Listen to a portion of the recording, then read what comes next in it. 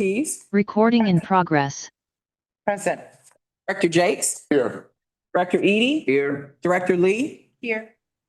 Director Jakes, you do have a quorum. Was brought to our attention in preparation for today's meeting that Present. Director Roberto Director Jakes. Cahill would be unable to attend in person due to a travel obligation in connection with his employment. May I have a motion that he be permitted to participate in this meeting remotely? Yes, so moved. Second. It's been moved by Director Eady, seconded by Director Ortiz, that Director Roberto Requejo be permitted to participate in the meeting remotely due to his inability to be here because of a travel obligation connected with work. We'll take a roll call vote. Director Ortiz, Yes. Director Jakes, Yes. Director Eady, Yes. Director Lee. Yes. The motion passes. Director Requejo, good morning. Can you hear us? Yes, good morning. Welcome. Morning. Good morning, Thank you. Director. Our next order of business is the approval of the committee minutes of September 10th, 2025. May I have a motion to approve? So moved. Second. It's been moved by Director Eady, seconded by Director Ortiz, that the Finance Audit and Budget minutes from September 10th, 2025 be approved as submitted. We'll take a roll call vote. Director Ortiz, Yes. Director Jakes, Yes. Director Eady, Yes. Director Lee. Yes. The motion passes. Director Requejo, Yes, motion passes. My apologies. Our next order of business is the finance report from Tom McComb. Tom? A piece of housekeeping, I would also note for the record that Chairman Lester Barclay has joined the meeting. Welcome. Morning. How are you? Good morning, Chairman. Good morning, Directors. Give me a moment while I share this presentation.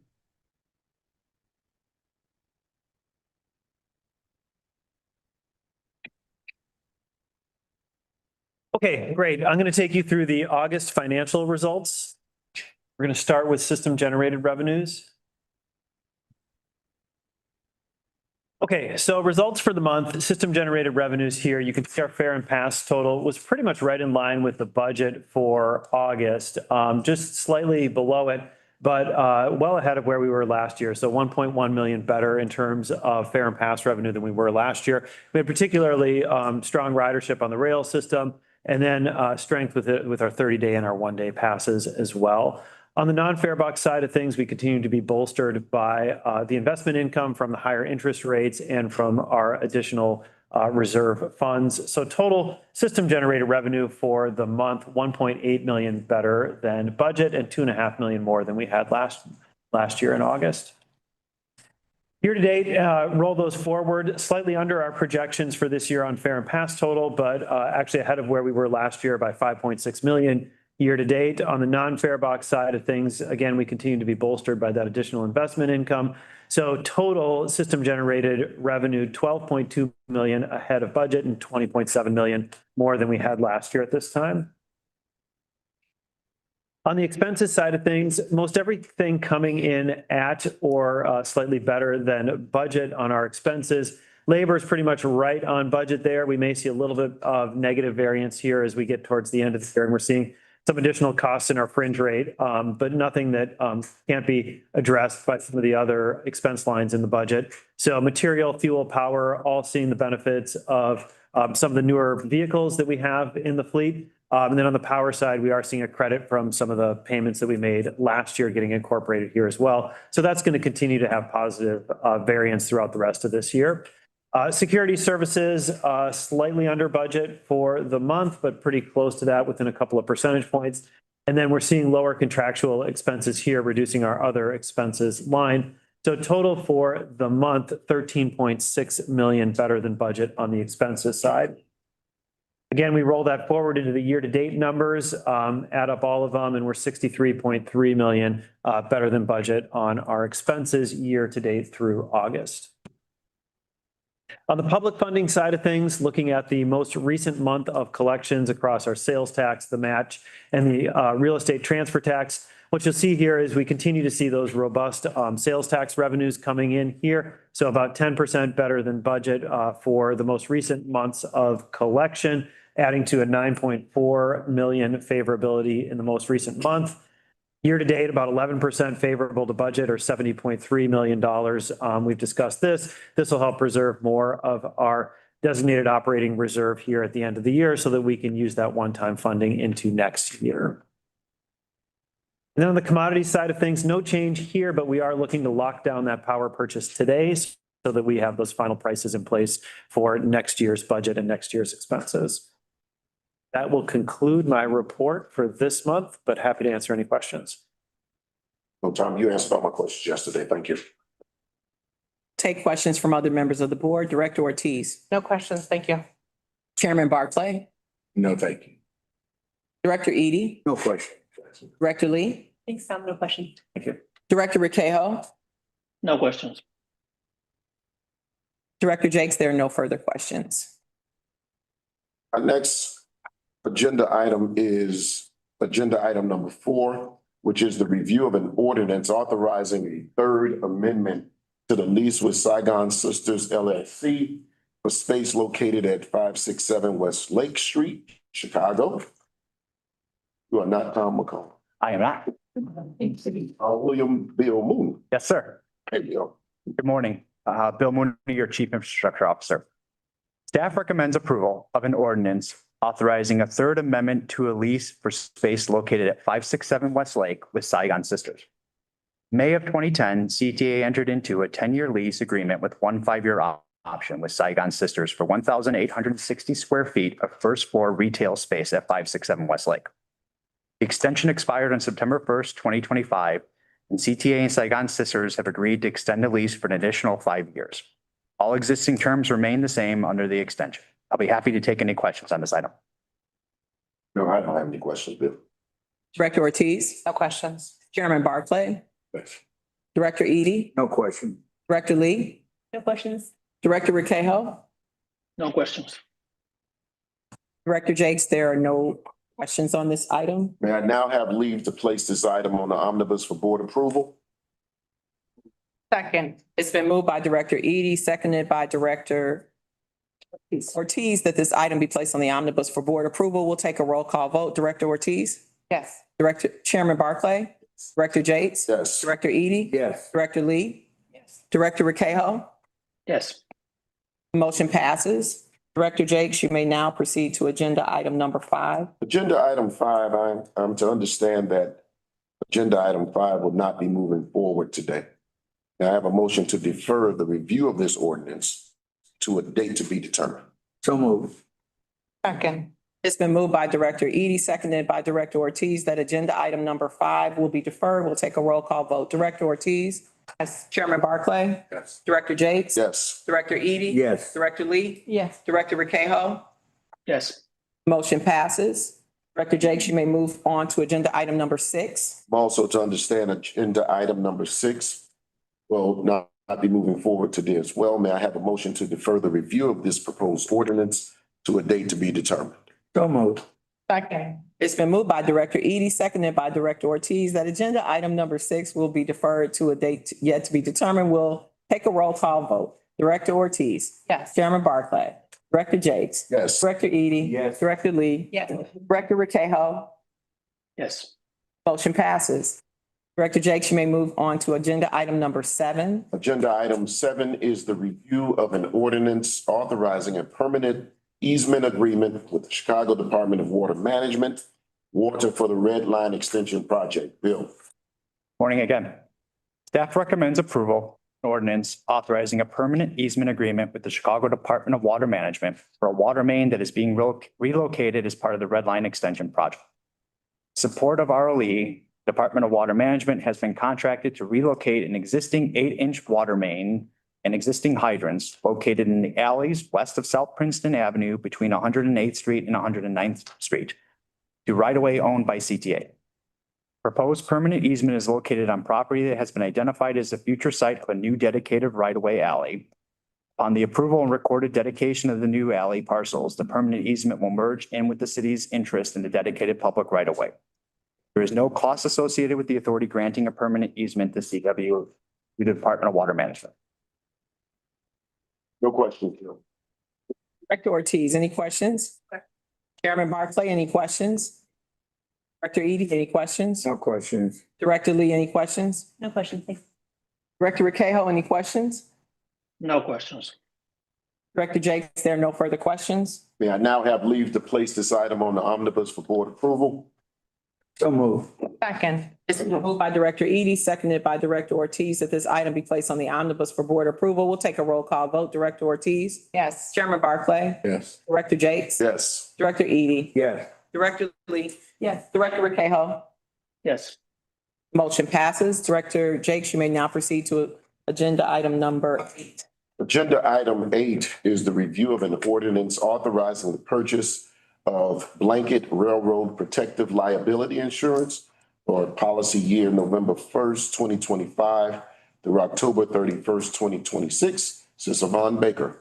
Thank you, Director. Cecil Von Baker from the Legal Department.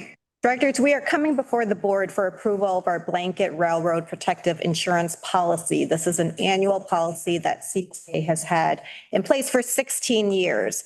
The blanket policy covers all CTA contractors and non-contractors perform work within 50 of CTA's railroad right of way. The CTA enrolls these businesses in the program and prorates the cost of the insurance across the construction projects such that CTA is not out of pocket for the cost of the insurance. The policy provides each project with a $2 million occurrence, a $6 million project aggregate with a policy aggregate of $25 million. Because the CTA purchases the policy, we are able to use our bargaining power in the marketplace to secure a much lower rate than individual contractors, DBEs, or non-contractors could secure on their own. In fact, our policy allows community members to enroll for coverage, taking advantage of benefits secured by CTA. For smaller scale projects within 50 feet of the right of way and that costs under $75,000, individuals can enroll in the CTA's Railroad Protective Liability Insurance for a flat rate of $226. And this includes the terrorism risk insurance. If an individual had to acquire this on their own, that would be 11 times the cost, or approximately $2,500. Community members have significantly saved through the program in the last 5 years. We have enrolled approximately 49 smaller scale projects through this program. This year, our broker, Alliant, and their DBE Paradigm marketed the renewal of this policy to the insurance market. Our incumbent insurer, Aspen Specialty Insurance, offered the best price renewal. The rates have increased slightly between a penny and 2 pennies per $100 of construction, which is not unusual from the expiring policy. Our initial base cash deposit is $15,140 with taxes and fees, and we're requesting a not to exceed amount of $950,000 for the projected premium, which is primarily based upon the projected construction forecast costs of $155 million for 10 to 12 projects. We believe Aspen will provide excellent services and responses, and I'm happy to answer any questions on this. The one question I had, you answered. Thank you. Director Ortiz, any questions? No, thank you for just really thinking holistically about what is the best solution for our overall project. Thank you. Chairman Barclay? Director Eady? No question. Director Lee? No question, thanks. Director Urquejo? No questions. Director Jakes, there are no further questions. May I now have leave to place this on omnibus for board approval? So moved. Second. It's been moved by Director Eady, seconded by Director Ortiz, that this item be placed on the omnibus for board approval. We'll take a roll call vote. Director Ortiz? Yes. Chairman Barclay? Director Jakes? Yes. Director Eady? Yes. Director Lee? Yes. Director Urquejo? Yes. Motion passes. Director Jakes, you may now proceed to agenda item number 9. Agenda item 9 is the review of an ordinance authorizing the purchase of cybersecurity insurance coverage for policy year November 1st, 2025 through October 31st, 2026. Cecil Von. Thank you. We are coming before the board on the renewal of cyber insurance policy. Renewal, insurance broker Alliant, Paradigm marketed this coverage to the insurance market and approached 32 insurance companies for competitive proposals. We recommend proceeding with the incumbent insurer AmTrust for a $5 million policy, which provides coverage for cyber extortion, data recovery, business interruption, and more. Our deductible remains at $1 million and our premium will be approximately $284,735 with taxes and fees, and that represents a flat rate renewal. This insurance policy continues to provide a number of protections for CTA related to cyber breaches or intrusions of CTA's computers and networks. That is anything from damages due to the failure to protect or wrongful release of confidential personal information, costs to provide notification for the release of confidential information to those impacted, defense costs and payment of fines related to regulatory agency actions, forensic costs, access to specialized consultant in the event of a cyber attempt. We recommend renewal of this policy with AmTrust, and I'm happy to answer any questions. I have no questions this time. Thank you. Director Ortiz, No questions. Chairman Barclay, Director Eady, Director Lee, Thank you. Director Rakeo, No questions. Director Jakes, there are no further questions. May I now have leave the place on the omnibus for board approval? So moved. Second. It's been moved by Director Eady, seconded by Director Ortiz, that this item be placed on the omnibus for board approval. We'll take a roll call vote. Director Ortiz, Yes. Chairman Barclay, Yes. Director Jakes, Yes. Director Eady, Yes. Director Lee, Yes. Director Rakeo. Yes. The motion passes. Director Jakes, we may now proceed to agenda item number 10. Can you explain that to me, please? Agenda item number 10 is the Able Camera System Ordinance, and it will be presented by Caroline. Thank It you. will be presented by Cara Bader.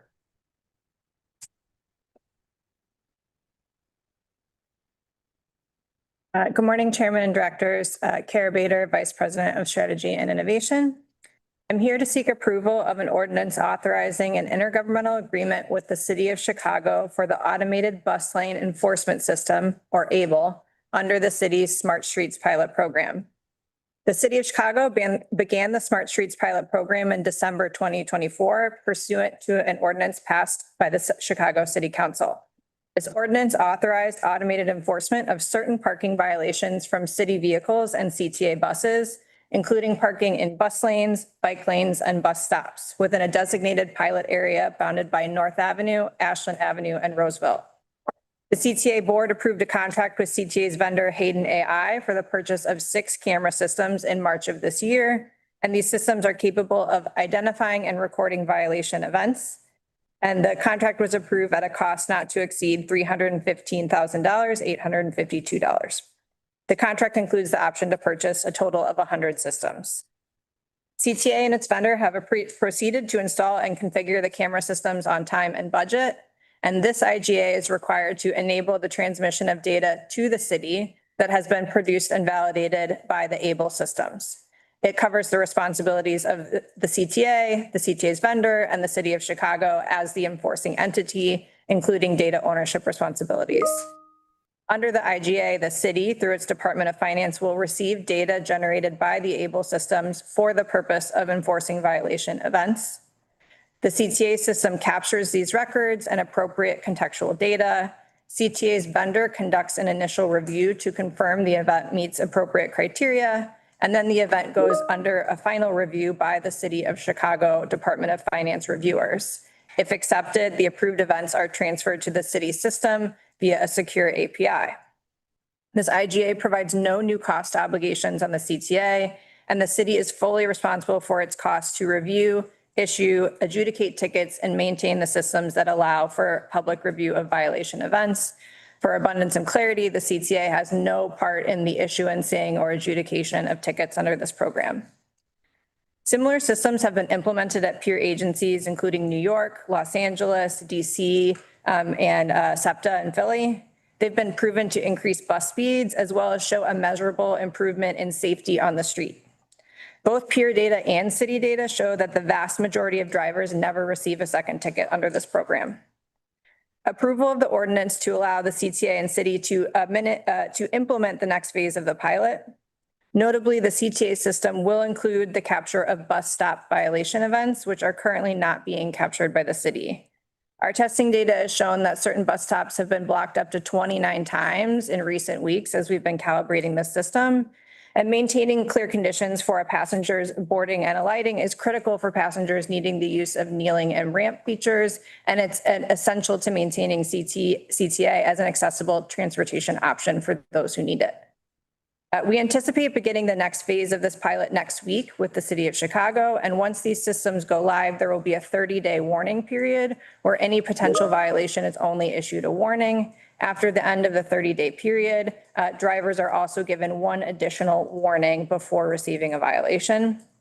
We're coordinating with the city on a marketing campaign to reinvigorate awareness of this program since it has already been running for approximately 10 months.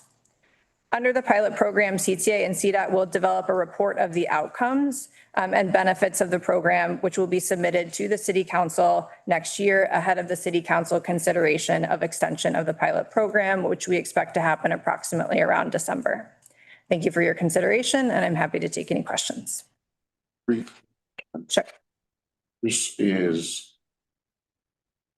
will the person who is violating the space, will they receive a photo of them in that space, like with the red light cameras? That's question one. Question two is why I need to write stuff down at almost 55, because I don't remember what question two is. But the other one is not a question, it's more so, can you, for the sake of the public, read just the numbers you had given us in our briefings about how short of a time this has been and how many persons have violated parking in those spaces? I remember one in particular was like 4,700, Yeah, you know. sure. At some point, I'll remember what that second question was. Great. You always give me 3 questions, so I'm and should just offer you my pen at the beginning. So yes, individuals receiving violations will be able to see a photo and short video of the record. This will be hosted on the City of Chicago's portal for viewing those violations, similar to other red light and speed violations. In terms of the program results through about August 2025, this data has been shared to us from our partners at the city. There have been approximately 24,000 warnings issued under the program. And over 7,000 violations. Of those 7,000 violations, approximately 2/3 are bus lane violations, and the remaining third are bike lane violations. As a reminder, they're not issuing bus stop violations, but it's about 23 violations per day. I want to stress, and like I said, the majority of people are not receiving a second violation, and that is in line with our peers. I think in New York, it's something like 90% of people never receive a second violation. Our partners have also shared some data on who's committing them. Bus lane violations are more commonly committed by passenger vehicles who may be stopping in the lane for a short period of time. Bike lane violations, about 2/3 to 3/4 are by commercial vehicles such as delivery trucks, and we'll be looking to monitor these trends as we think about bus stops, especially. We've talked a lot with this board about the importance of maintaining that accessibility. And we know that one of our top rider complaints are when a rider can't receive the ramp or the kneeling function. So it's really critical to people accessing our system, and it's a critical safety element on the street. Thank you. Director Ortiz, No questions, thank you. Chairman Barclay. How much is this projected to generate by way of revenue? No, we don't have a solid revenue projection currently, partially because under the first months of the program, you see the ratio of both violations to warnings is relatively high warnings, low violations. And the city is still working through its process to understand how many people might contest these and what % that would be.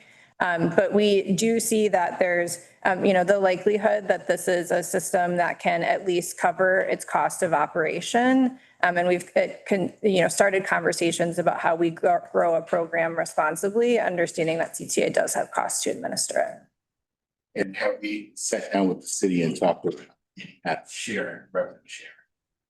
We haven't had detailed conversations, but we have raised it at a high level. Like I said, starting with covering our cost of operation. Most other cities that have these programs do have a revenue sharing provision. I believe in New York, the MTA gets to keep all of its revenue from violations because NYC DOT also has a significant program that they run and maintain.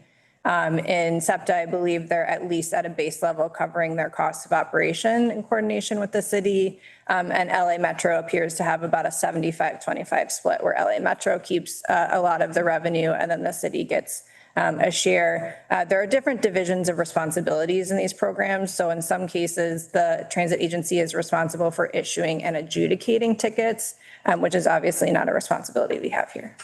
And I would just add, Chairman, the city's ordinance does allow for a revenue sharing agreement to be put into place. So when we advance those conversations, that space does exist. Exactly.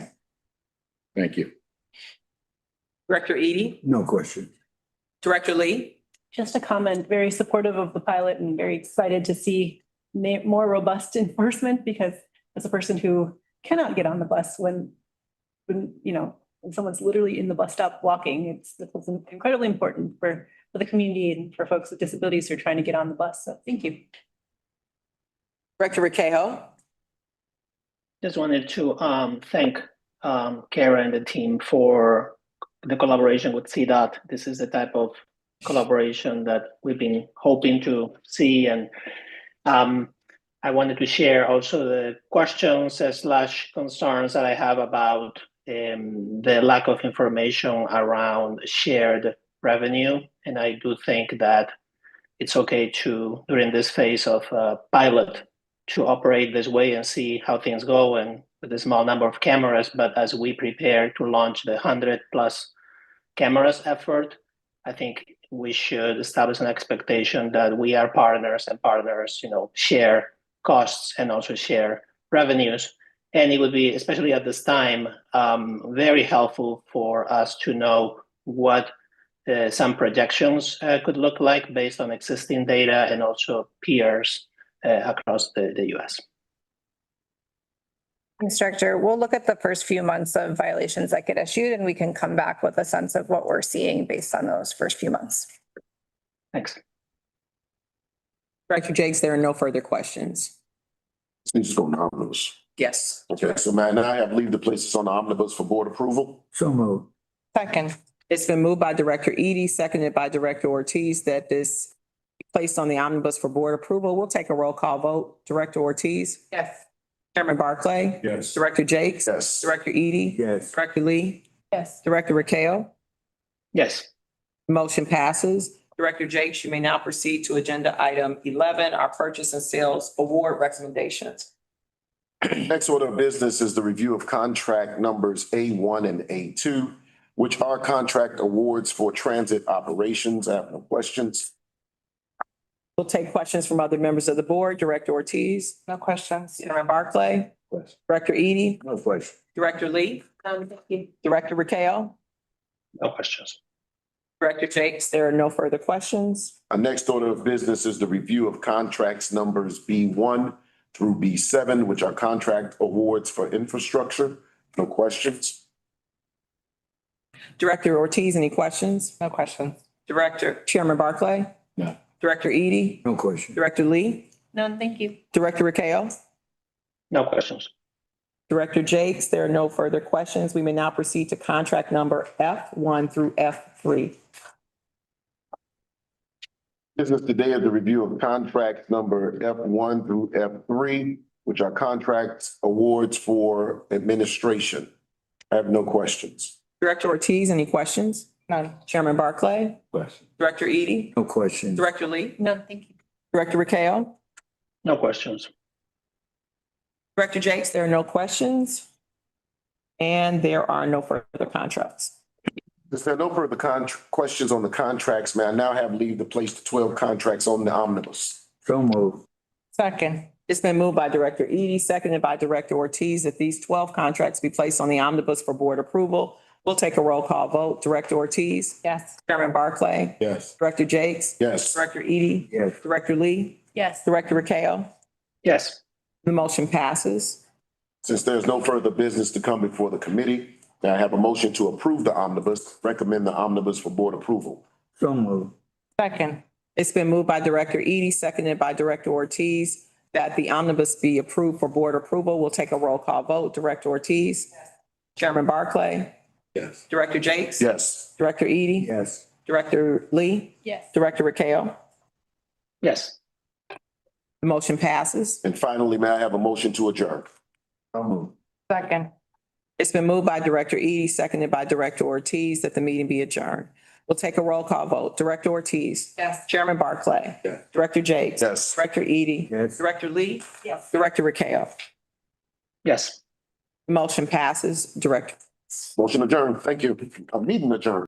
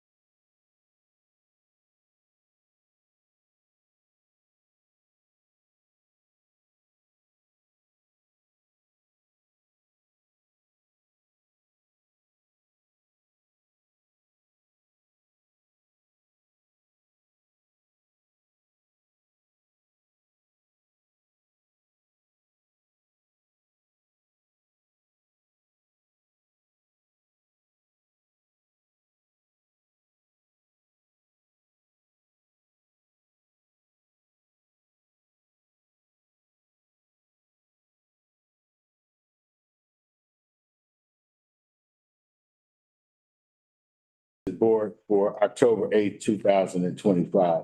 Georgette, please call the roll. Director Ortiz, Here. Chairman Barclay, Here. Director Jakes, Here. Director Eady, Here. Director Lee. Here. Chairman Barclay, you do have a quorum. I will note for the record that Director Nemanja is absent. We were advised prior to this meeting that Director Raquel was unable to attend in person due to a family emergency.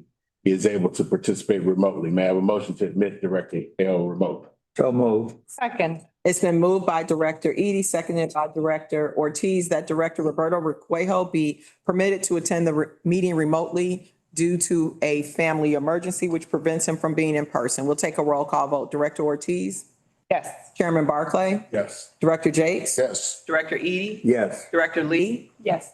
The motion passes. Director Requejo, welcome. Thank you. Our next order of business is public comment. Georgette. Correct. Chairman Barclay, we have one public comment and it's Ms. Patricia Puente.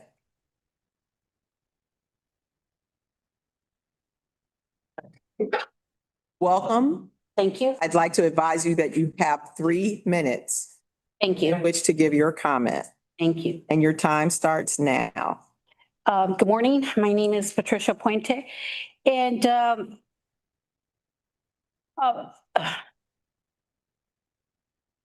have okay, I got it. No, the bus 36 on Sunday, it had a lot of ants. A lot of ants.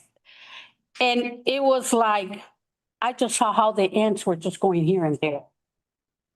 Cleaning up the buses, I don't know, when they get to the terminal, can there be persons cleaning the buses and pre-tripping their bus to see, if it's clean or not? The other thing is, bus 36, bus driver 1435, bus 1435, driver 4898. She jerks the bus so much.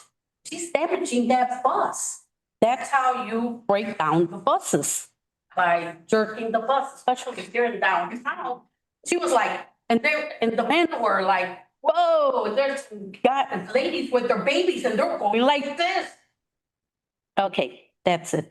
The other thing is, what's the purpose of the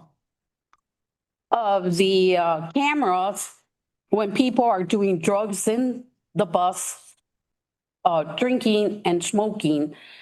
I hope they capture that. The other thing is on Harold Washington Library, they're selling drugs. I did inform the attendant in the front, and she's like, we don't call the police because we can get in trouble. How do they know that you're calling the police? You have the camera there. You're seeing that they're selling. How do they know if I didn't call them? And the other thing is the garbage cans. I spoke with some of the homeless guys, they're drug dealers too, or whatever they are, and regarding the garbage, they just stored it right there on Harold Washington. And they said if there was only a garbage can right there, they would throw the garbage right there. They would even play hoops in throwing the garbage instead of having the garbage everywhere right there on when you leave Harold Washington, the orange line. And I think that's it for right now, because everything else I forgot.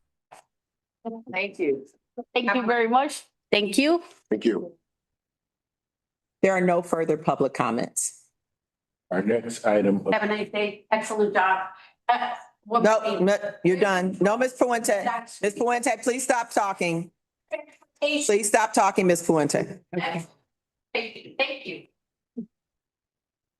There are no further public comments, Chairman Barclay. She was saying something about that. Right, that was a compliment. Our next item of business on the agenda is our president's report, which will be given by our acting president, Norlis. Thank you, Chairman. Good morning, directors. Before I give a description of activities over the past few weeks, I wanted to make a statement on recent activities regarding our Red Line Extension and Red Purple modernization projects. I want to be very clear that CTA is fully and entirely committed to the Red Line Extension project. On Friday, as has been reported, we received 2 letters, one with regards to the Red Line Extension project, one with regards to the Red Purple Modernization project, indicating what was described as a temporary pause in the disbursements of payments regarding those contracts regarding those agreements as our contracts are reviewed for compliance. We are going to be responsive to those requests. We are working on that material. We will respond in the timeline allotted. Simultaneously, we are also working closely with our industry and local peers to review the impact of the change in the regulation that was also reported last week. There are others besides CTA impacted, many others, and we are working closely to understand that impact and to strategize to keep our projects moving as planned. And I want to be very clear that CTA is actively working to ensure the smooth delivery of the Red Line Extension project as planned. Activities have not been impacted to date. The pre-groundbreaking work continues. Our public meetings continue. And I remain in close contact with the key stakeholders on that project about the latest and will continue to do so. I also wanted to thank a few people with regards to the action that was taken today with regards to the Racine feasibility study and the work that was done there. There are some key stakeholders that have been advocating for looking into that work. So I want to thank Senator Maddie Hunter, as well as Community Leader Iman Executive Director Rami Nashashibi, and the Residents Association of Greater Englewood for their commitment to the Racine Green Line Station. And we're excited about the action that was taken today. To review the activity over the last few weeks, on September 11th, we were excited to open our Red Line Extension staff office. We joined CTA's RLE staff and project contractors to celebrate the grand opening of the first project office for this historic project. It's located at East 112th Street and South Corliss Avenue and will house CTA employees, construction management, and contractor staff for the project. And as you can imagine, this was a key turning point for this project and an exciting moment to see everyone together ready to get moving and keep us moving. On September 13th, we were excited to hold our transit jamboree at Skokie Shops, and thank you, Chairman Barclay, for attending there to also celebrate with employees. Hundreds of employees, along with their families, had an incredible time celebrating their skills and expertise, as we do every year, and an incredible amount of work across many departments went into executing that event. And I will say an extra challenge existed this year as pouring down rain occurred right as we were starting our activities. So in addition to all the work that had been done leading up to it, people had to quickly adjust, bring things indoors, and nothing shows CTA's employees sophistication more than managing that type of activity. So I want to thank everyone. It was an absolutely fabulous day. On September 15th, we joined Cook County Board President Tony Preckwinkle, officials from the Cook County Department of Public Health, and public health advocates and community leaders to announce our new partnership approved by this board to officially launch a pilot featuring new vending machines that dispense free naloxone at 5 CTA rail stations. Significantly, since we last met, we have held 3 budget town halls throughout the city on the north, south, and west sides, and they have been a huge success. Over 400 people attended the town halls.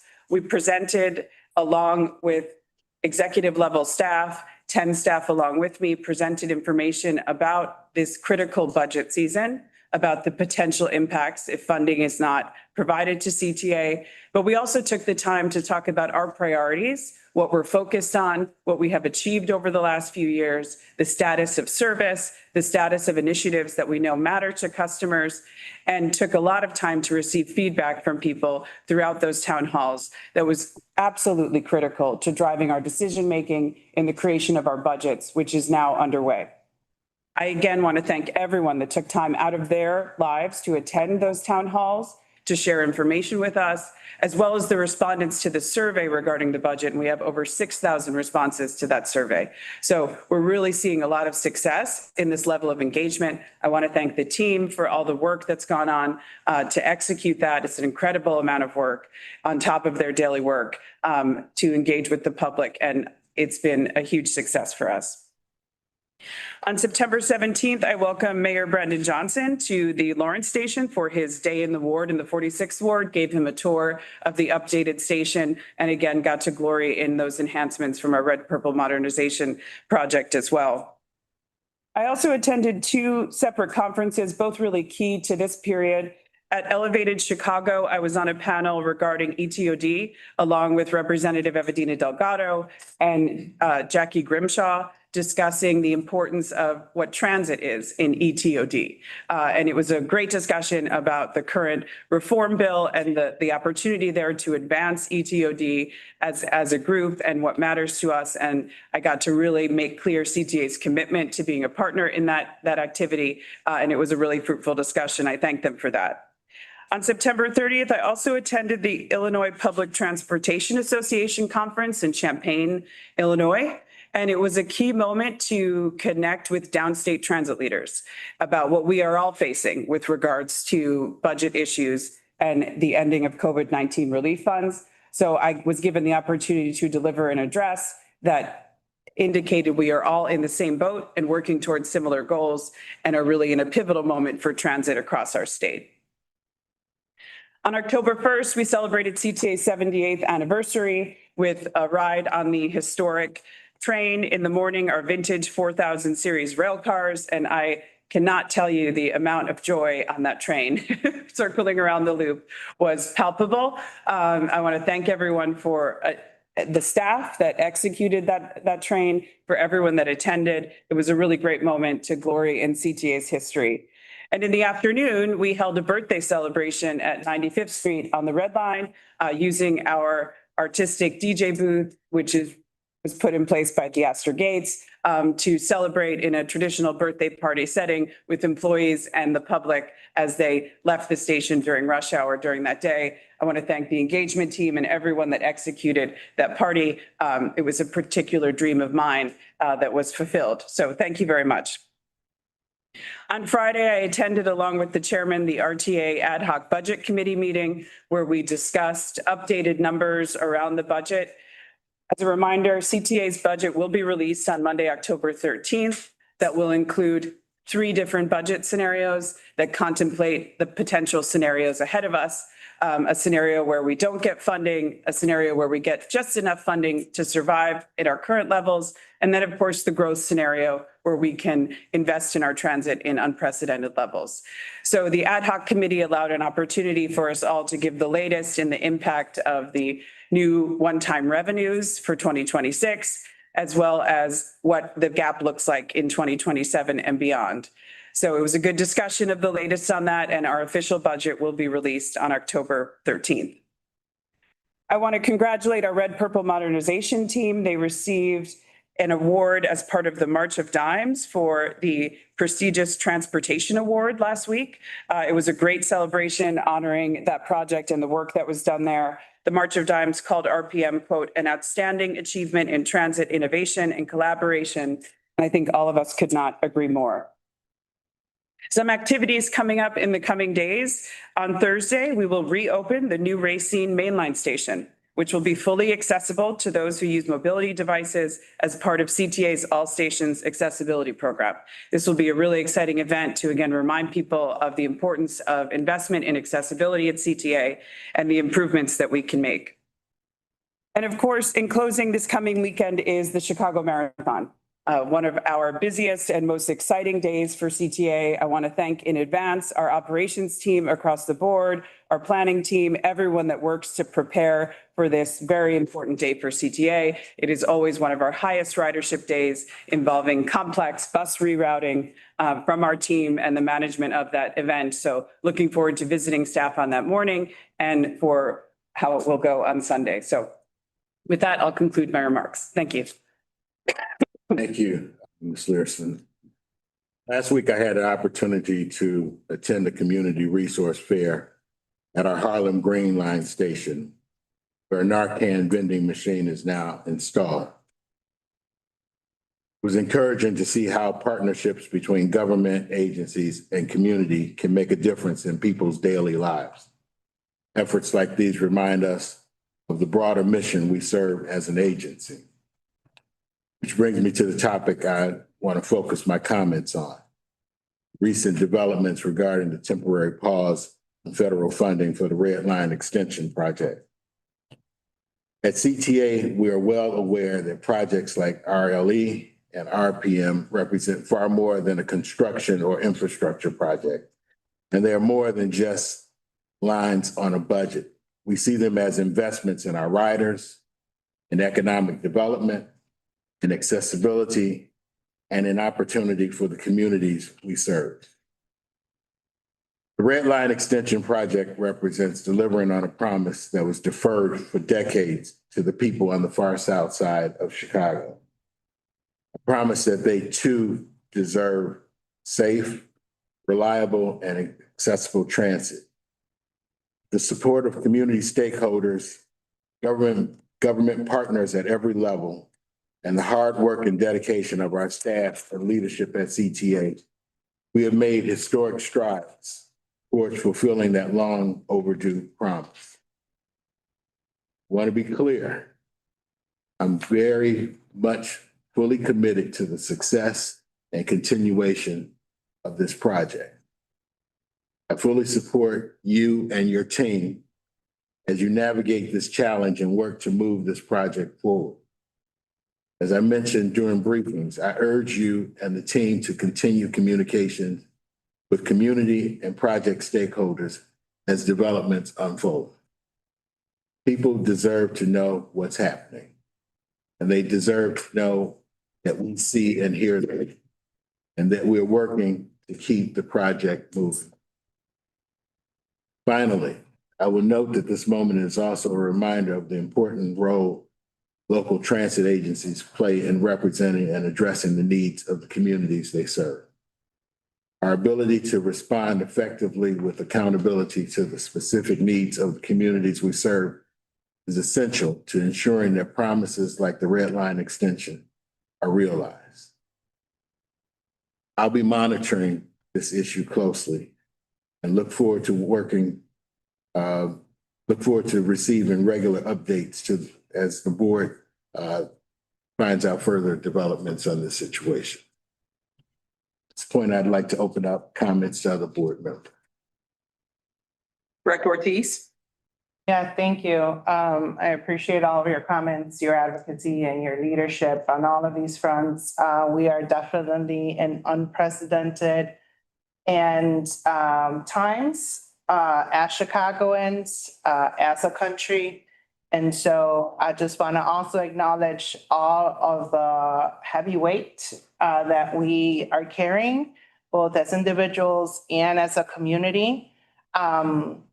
I appreciate all of your comments. I think being able to have a commitment, we've all worked really hard to make sure that equity across our south side, across our west side is very front and center in our work. So I do appreciate all of your leadership, everyone's leadership, in making sure that our commitments continue to move through as we've desired and as we've looked ahead.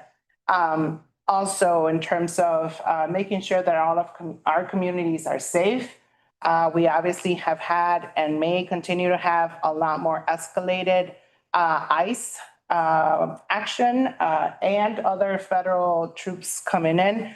So I want to acknowledge everyone doing great work on our field, on all of our services, and really want to encourage all of us to make sure that we're servicing all of our riders as welcoming as possible, creating safe spaces for everyone. And just want to thank everyone doing great work out there and just continuing our mission, continuing our great work as Chicagoans, as CTA. Thank you for all you're doing. Thank you for keeping everyone safe and comfortable and welcomed. These are many ways, our CTA are the many ways that people get to work, to the services that are needed, just basic needs to school and otherwise. So everyone is making a huge difference. Thank you for all of your support and everything that you're doing. Director Jakes? So echoing the sentiments of Director Ortiz and our chairman, I want to say I appreciate that you listened and responded expeditiously from the conversation we had yesterday. And you did not wait. You immediately began to reach out to stakeholders. As I said, and it's been alluded to, that upon receiving that information via the media, that stakeholders on the south side, far south side, what I had been hearing was, there's been this, and I'm really just saying this for the sake of public, as I shared yesterday, that there's still some hesitancy is this really going to happen? And so in sharing that with you, I do appreciate, and I really do appreciate you reaching out to share with them that we are not going to, we're going to do everything we can to make sure this does not fall by the wayside within our authority. And it was good that they heard from you as our president. So thank you so much for that. So I'll leave it at that. I'll yield my time to the bishop. Well, certainly I concur with all of the comments that have already gone forward. And I do want to thank you because when the information, as it's been stated, came to the community about the pause, you were willing and available to make an accounting to us concerning it. And that really helps us as we are interacting with the community to be able to respond to them. And so I guess I do have a question though.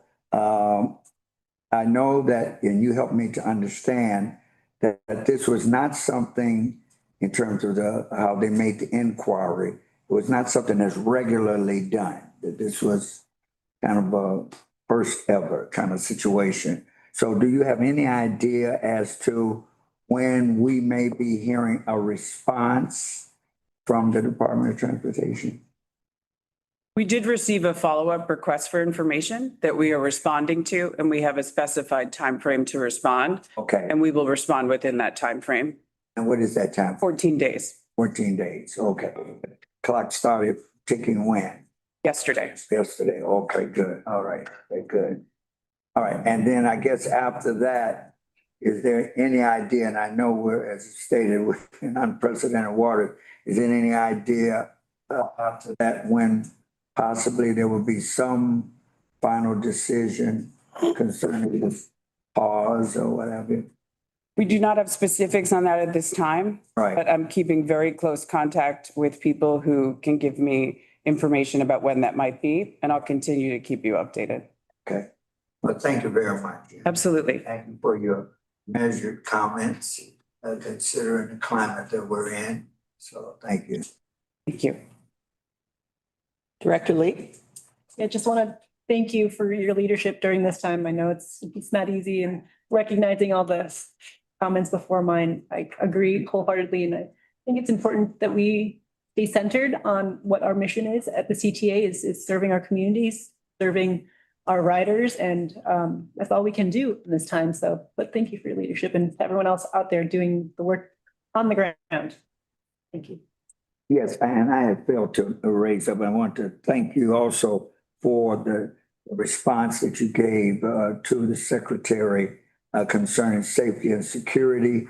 And I'm going to maintain this as a document because you did a very good job of showing how our whole safety and security plan rolls out. And so this is going to be a value document for me. So thank you very much. Thank you. Director Cahill? Yeah, I just wanted to join my colleagues in being thankful to not only our CEO, President CEO, and our staff, but also acknowledge that, especially as it relates to the Red Line extension, it's been 56 years and 10 days since the promise was made. 56 years and 10 days.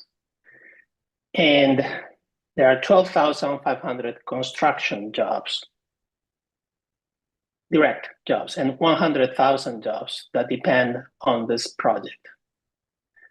And there were 2 years of procurement process. And every step of the way, CTA worked closely with the federal government and followed every regulation.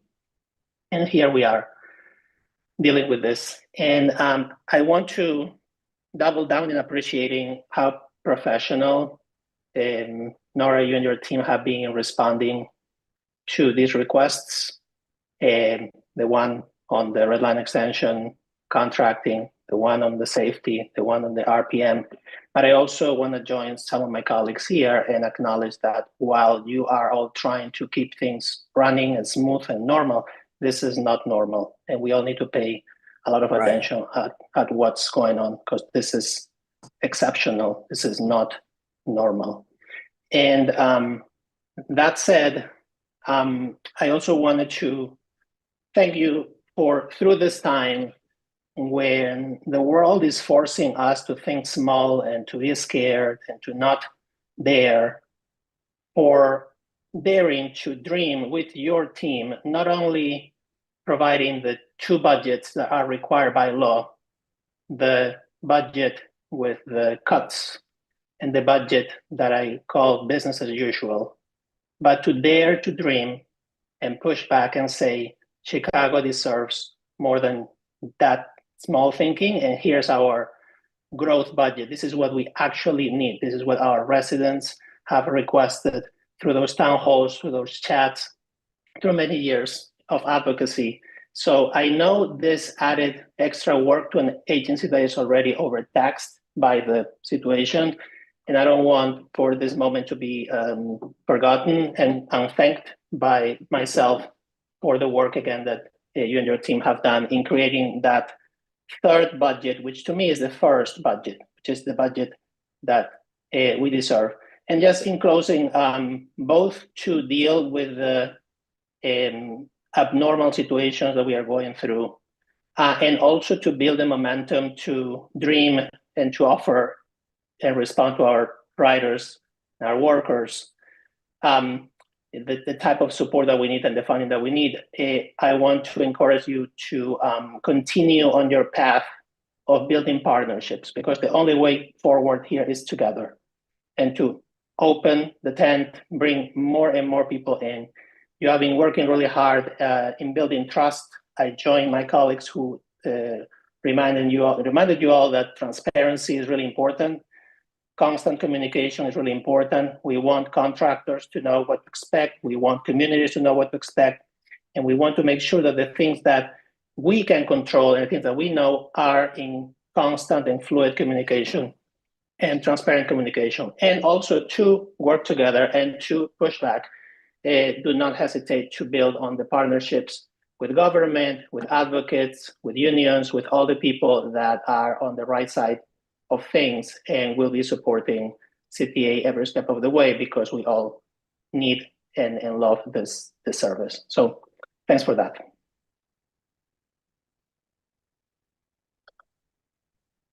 Chairman Barclay, there are no further comments. Thank you.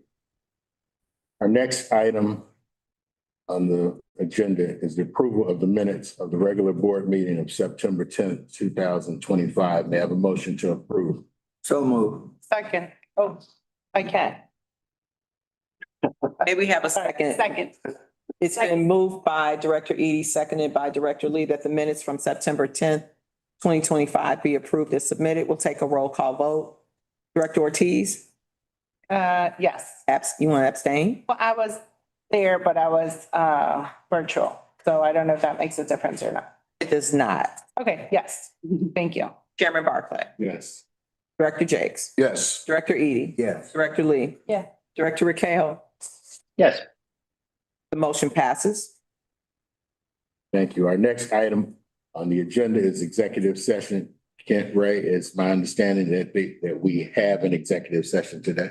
Chairman, there is not an executive session today. So, thank you. We will now address board agenda item 7, board matters. Georgette, do we have any board matters today? Mr. Chairman, there are no board matters. Next order of business is a report from the Committee on Finance, Audit and Budget. Director Jakes. The committee met earlier this morning and approved the September 10th, 2025 committee minutes and reviewed the finance report. Committee deferred the review of 2 ordinances and reviewed the following 5 ordinances. 1, the review of an ordinance authorizing a 3rd amendment to the lease with Saigon Sisters LLC, space located at 567 West Lake Street, Chicago. Number 2 was a review of an ordinance authorizing a payment easement agreement with the Chicago Department of Water Management, Water for the Red Line Extension Project. Number 3, review of an ordinance authorizing the purchase of blanket railroad protective liability insurance for policy year November 1st, 2025 through October 31st, 2026. Number 4, review of an ordinance authorizing the purchase of cybersecurity insurance coverage for policy year November 1st, 2025 through October 31st, 2026. Number 4, review of an ordinance, number 5, review of an ordinance of an intergovernmental agreement with the City of Chicago, a pilot program for the automated bus lane enforcement camera system of the acronym ABLE. The committee also reviewed 12 contracts. The committee placed 5 ordinances and 12 contracts on the omnibus. The committee approved and recommended for board approval 5 ordinances and 12 contracts. Mr. Chairman, this concludes the report of the Finance, Audit, and Budget Committee. I will now entertain a motion to approve the omnibus. So moved. Second. It's been moved by Director Eady, seconded by Director Ortiz, that the omnibus be approved. We'll take a roll call vote. Director Ortiz? Yes. Chairman Barclay? Yes. Director Jakes? Yes. Director Eady? Yes. Director Lee? Yes. Director Rakeo? Yes. The motion passes. Our next order of business is a construction report from Bill Mooney, Chief Infrastructure Officer, and Juan Pablo Prieto, our Director of Diversity Program.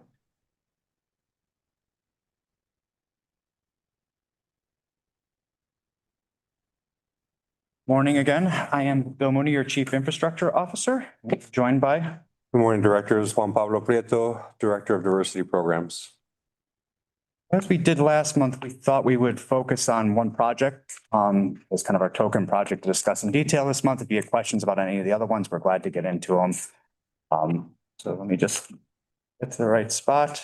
And as you pull it up, Bill, I will correct the date I said for the Racine opening. It is Friday, not Thursday. So. I can take a deep breath. New announcement.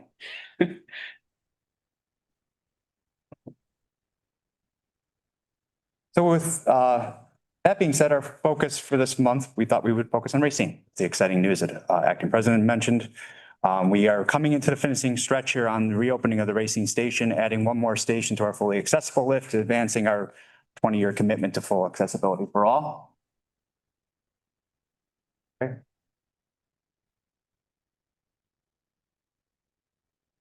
Progress continues on the Racine Station House entrance. Up to the minute of these events, we typically are putting on polishing the stainless, touching up the paint, doing all the fine finishing touches. As we had successfully completed with RPM, we will have our art installed for station opening as well, which is really exciting. It's oftentimes the nature of trying to put in our fine art that is extremely sensitive. While we are trying to finish up stations, we can't always balance those two and they tend to trail, but we were able to work it out here. It's absolutely stunning. I can't wait for you all to see it. Moving on to some of the pictures. So here you can see 2 weeks ago, we had a big work weekend out there. They finished up a bunch of the exterior work. Here you can see the big waterfall stairwell as the glass enclosure starts to go around it, kind of some of the finished precast concrete panels.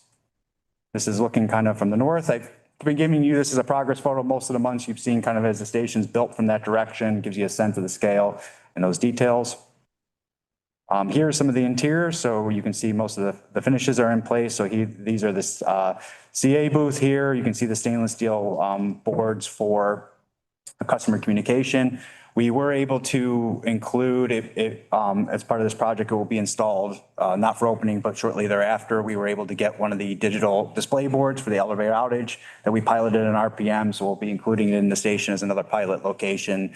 It was well received there. And so it certainly seems like a very positive feedback from our ADA advisory committee on it. So we were able to finagle some things and get a spare board over to that location as a location as well.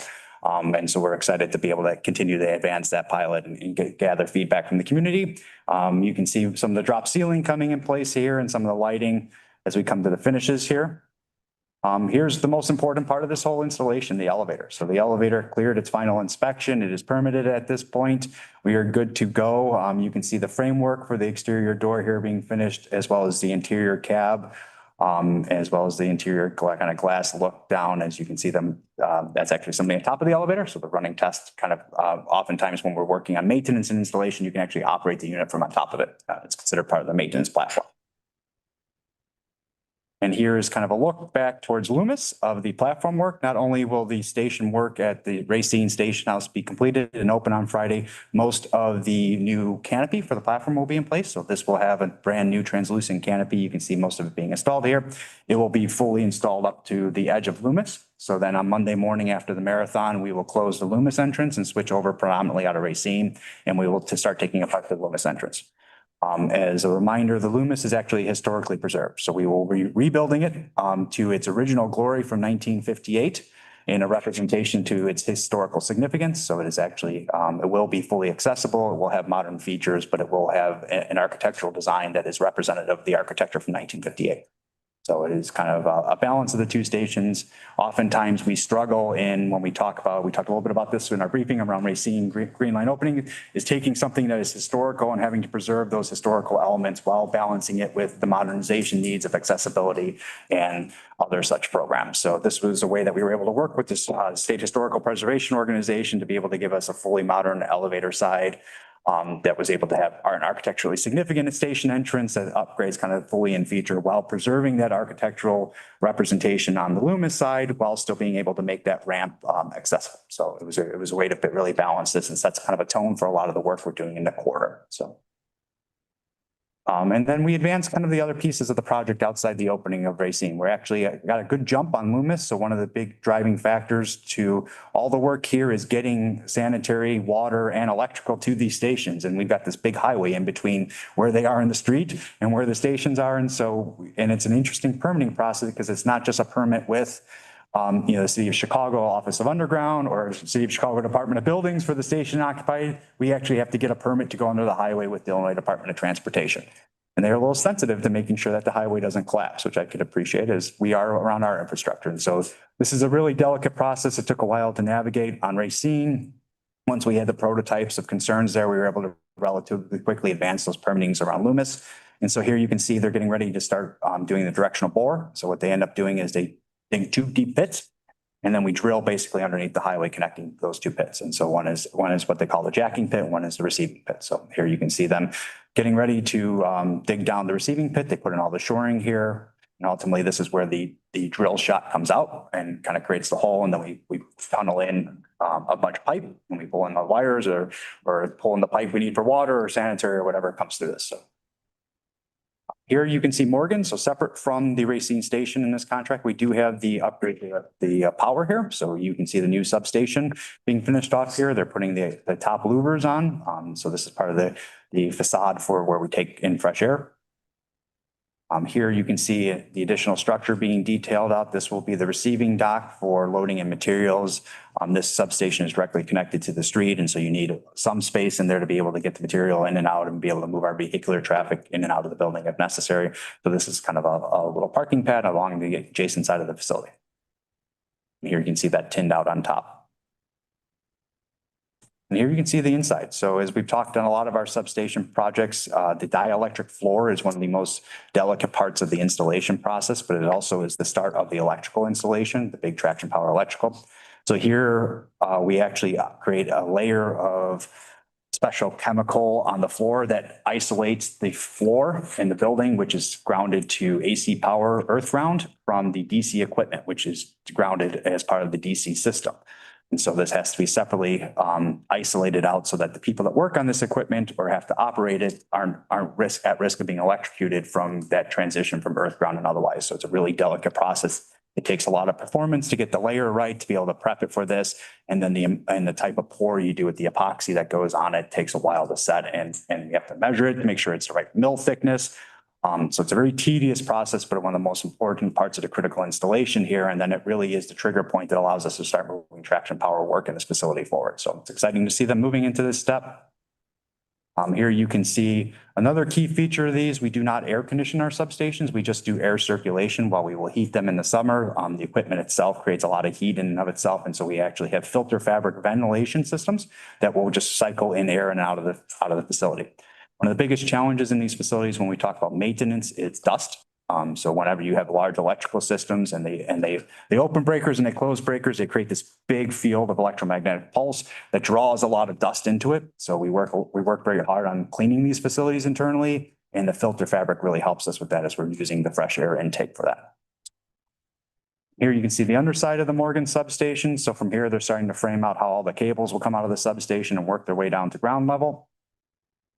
And with that, I will flip back a few slides. We will go over our outreach.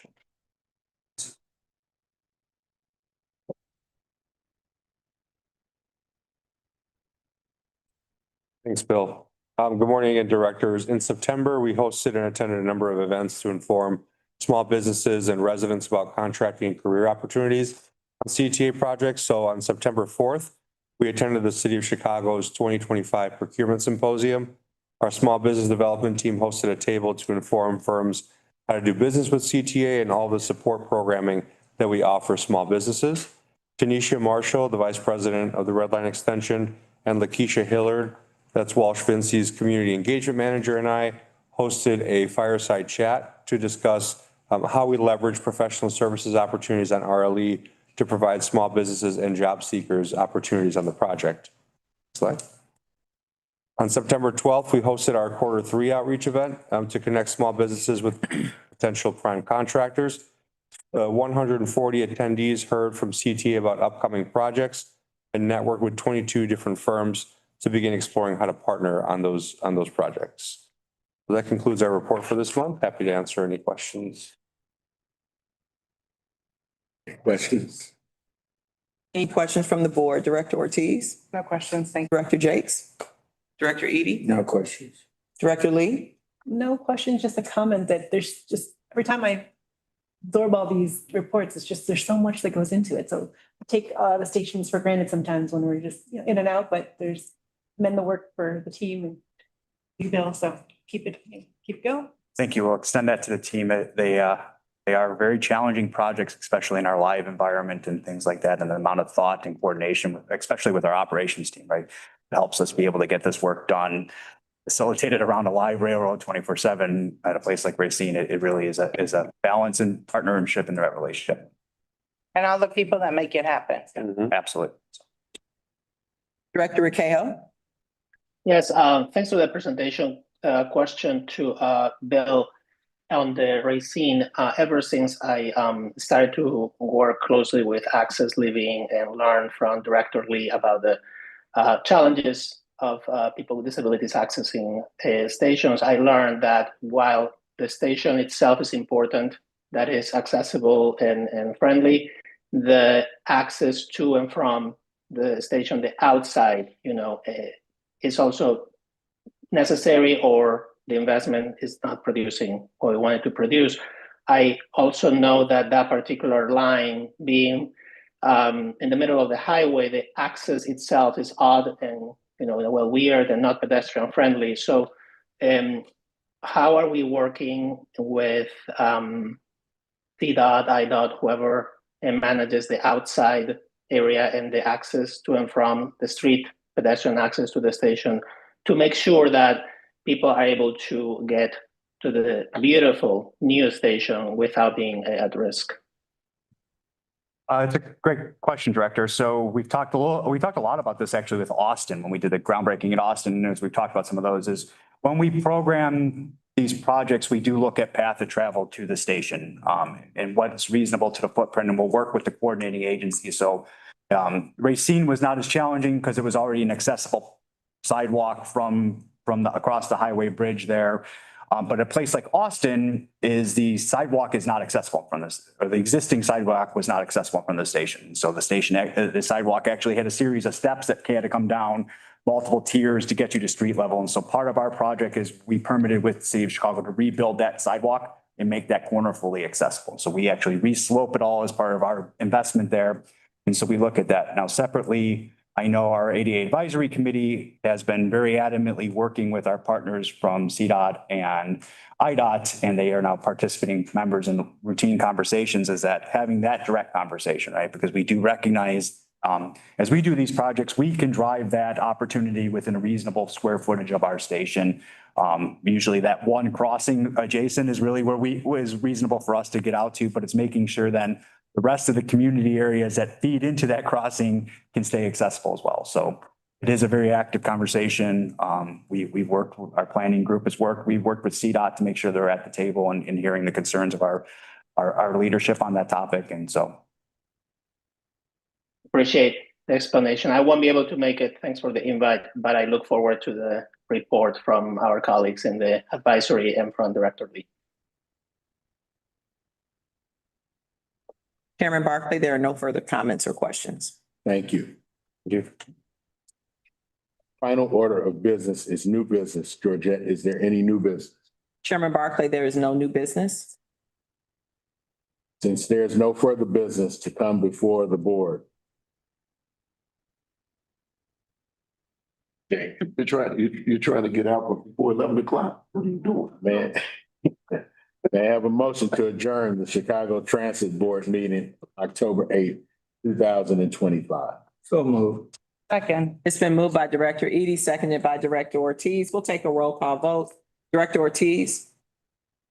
Chairman Barclay. Yes. Director Jakes. See, this is like church. No, yes. Director Eady. Yes. Director Lee. Yes. Director Raquel. Yes. Chairman Barclay, the motion passes.